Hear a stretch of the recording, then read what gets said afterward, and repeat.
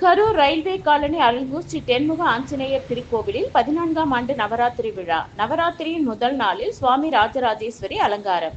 நவராத்திரியை முன்னிட்டு இன்று பல்வேறு அம்மன் ஆலயங்களில் சிறப்பு நிகழ்ச்சிகள் நடைபெற்று வரும் நிலையில் கரூர் ரயில்வே காலனி அருள்மிகு ஸ்ரீ தென்முக ஆஞ்சநேயர் திருக்கோவிலில் 14ஆம் ஆண்டு நவராத்திரி விழா இன்று தொடங்கியது.